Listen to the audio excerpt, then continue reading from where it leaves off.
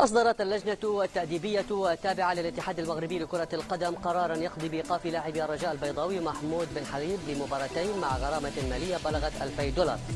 الاتحاد المغربي أوضح أن سبب الإيقاف هو سب الشاب محمود بن حليب لجماهير الوداد في مقطع فيديو تم تداوله سابقا على وسائل التواصل الاجتماعي، حيث كان يتهكم على الوداد الذي يعتبر غريما لفريق الرجاء.